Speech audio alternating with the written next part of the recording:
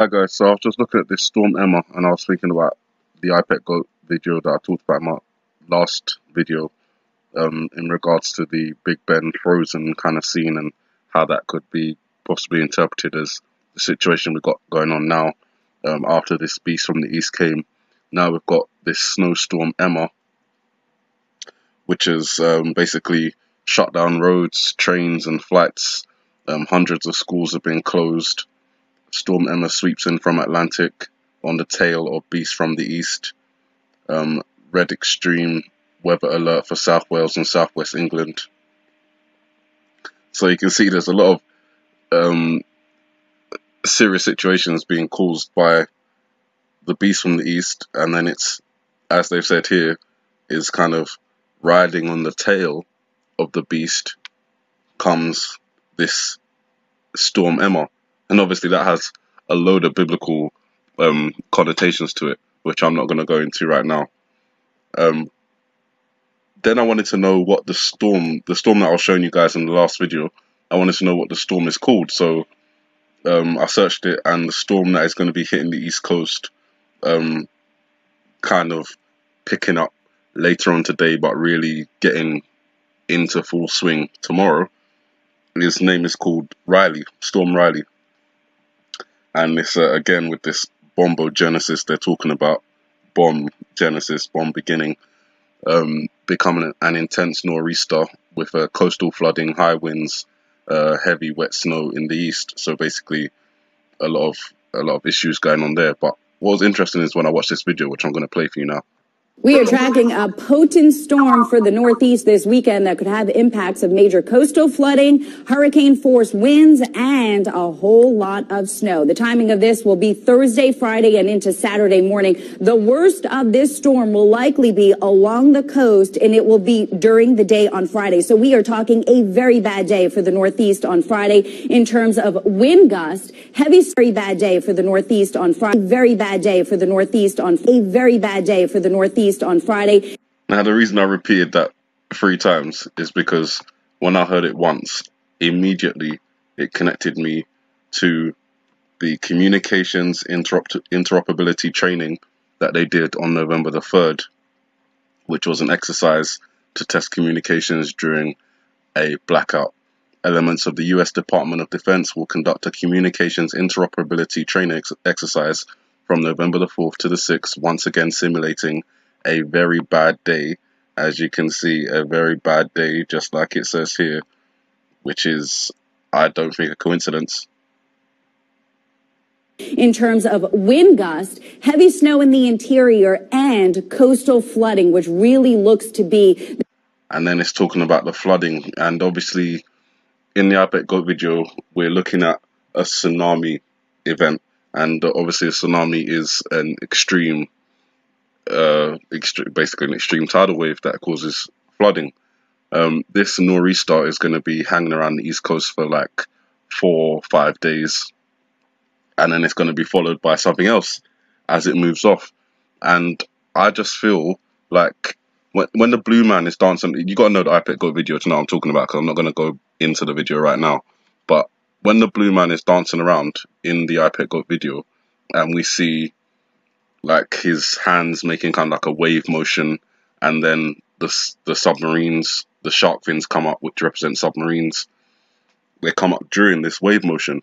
And at the same time, in the classroom, when George Bush is doing all the craziness with his hands, and his head spins around, and then his hand moves like it's a wave moving towards the East Coast, I'm just thinking, could that be in reference to this? And it only stood out more when the next report that I got was Russia's Putin reveals invincible nuclear weapons. And obviously the theory is that after this tsunami-like event, something to do with water, something to do with flooding, happens, a submarine or multiple submarines follow behind that.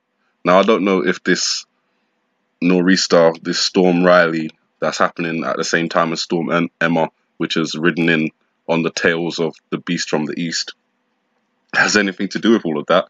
But it certainly seems, I use the word coincidental in air quotes. So Russia has developed a new array of nuclear weapons that are invincible, according to President Vladimir Putin. Mr. Putin made the revelation as he laid out his key policies for a fourth presidential term ahead of an election he is expected to win in 17 days' time. And obviously, again, you guys, number 17, it just keeps on going. The 17 on the 2nd of March, it's 17 days since the Florida shooting, and if the number 17 has significance, which I feel it has, because it's popped up so many times in the last couple of months, at least since Donald Trump's been elected president, then is this another indication as to something happening where it's all tied in with the number 17? There's other numbers as well, 23, of course, 13, 11, 22. There's all these different numbers that we're trying to figure out. But I see the number 17 a lot. 17 people got shot. 17 days later is the 3rd of March, and that's when this Storm Riley kicks in. This Storm Riley is going to hang around for about 4 days, hanging over the Babylon Canyon, which I said in the last video could be used as a site of a nuclear detonation, whether that's by nuclear bomb or nuclear torpedo, or nuclear self-destruction of a drone, which Russia has. And now Russia is saying that they have an invincible nuclear weapon. And this is all ahead of his election in 17 days' time. It was a low-flying, difficult-to-spot cruise missile with a nuclear payload with a practically unlimited range and an unpredictable flight path, which can bypass lines of interception and is invincible in the face of all existing and future systems of both missile defense and air defense. Now, that's a lot to put onto a missile to say it can do all these things, but all these events, they're just too coincidental for me to ignore. So that's why I make these videos. The weather certainly seems like the weather in the iPad Goat video, a wintry kind of dark time. And then the little words that they use, like very bad day, talking about this nor'easter that's going to be off the East Coast, and that having connections with the interoperability communications exercise that they did last year in November, using the same exact phrase, very bad day. Could it be that tomorrow, or one of the days following after, in which the nor'easter is still sitting there, is the very bad day that they were talking about? And obviously this all has reference to storms. So again, like we had we had more than 3 storms, but the ones that we kind of recognize, like Maria, Jose, Harvey, what was the last one? I am forgetting. Maria, Jose, Harvey. Harvey was for Texas. Jose went up the East Coast. Maria hit Puerto Rico. And I can't remember which one hit Florida. You guys forgive me, I can't remember the name. But you know what I'm talking about. You're probably screaming it at the screen as I'm speaking. I'm not going to remember it, so, just put it in the comments.